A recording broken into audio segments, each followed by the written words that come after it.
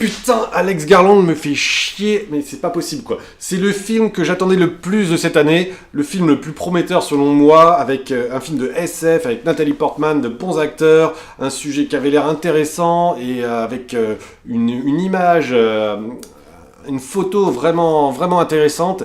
Et franchement, mais qu'est-ce qu'on se fait chier pendant ce film. Donc aujourd'hui, on va parler, comme vous l'avez compris, de Annihilation. Annihilation, le nouveau film de Alex Garland, réalisateur du remarqué Ex Machina.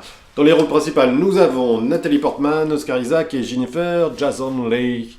Alors, petit aparté avant de commencer la critique proprement dit, c'est un film produit par la Paramount et la Paramount a eu peur apparemment d'un flop suite aux projections test. Le film étant jugé trop intello, ce qui n'est pas tant que ça, mais bon, j'y reviendrai.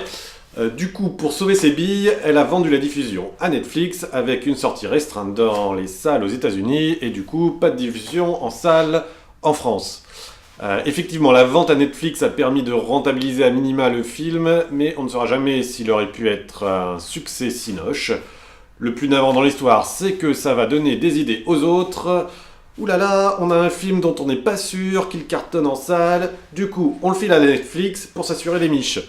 Conséquence, on risque de se retrouver uniquement avec des blockbusters bien marketés en salle et le reste en streaming via Netflix et consorts. Les cinémas vont se transformer en un pourvoyeur de sensationnel au sens ressentir avec les sens, comme dans un manège, et l'émotionnel ou l'intellectuel relégué au petit écran. Bon, de toute façon, on en prend déjà le chemin et je trouve ça dommage, mais bon, je suis peut-être qu'un vieux con, pas capable de se remettre en question et d'évoluer avec son temps.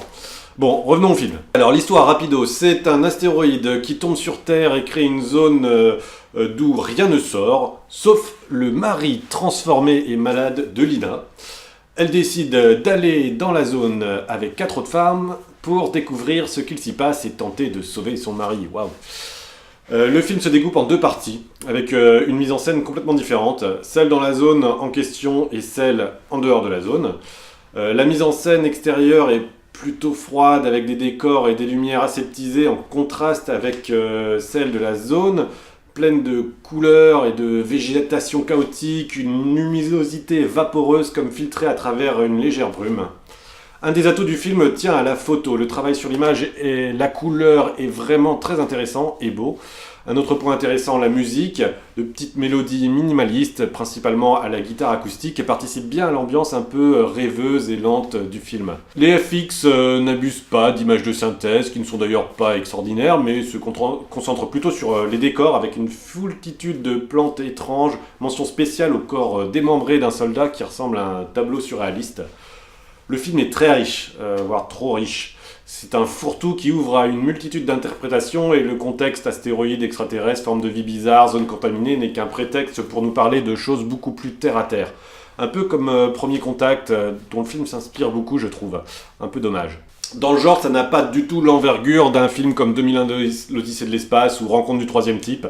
C'est assez intimiste et chacun pourrait y voir ce qu'il a envie d'y voir. Les interprétations sont très nombreuses et assez évidentes. Tout semble fait pour générer débat et discussion sur le sens caché ou pas de telle scène, tel objet, telle action, mais cela reste auto-centré sur son sujet sans élargissement ou sans donner le point de vue de l'auteur.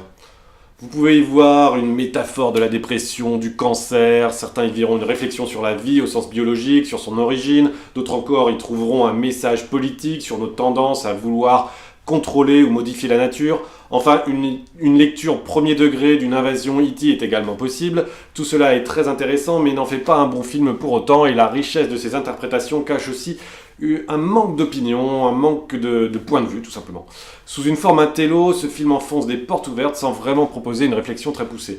Ce qui me dérange le plus avec Annihilation, finalement, ce n'est pas son scénario ou son propos, mais plutôt paradoxalement l'absence de vie qui s'en dégage. Garland confond mise en situation et mollesse. Le film paraît lent, mais il est surtout mou, sans conviction. Les personnages ne semblent pas vraiment vivants, ils subissent plus qu'ils n'agissent. Les acteurs ont l'air de se faire chier dans ce film, c'est hallucinant. Je pense que c'est vraiment voulu, hein. La direction de l'acteur leur demande de jouer comme ça, mais ils ont l'air de se faire chier, mais à un point, et du coup nous on se fait chier aussi. Cela crée une distance avec les spectateurs, ce qui empêche de s'identifier au personnage.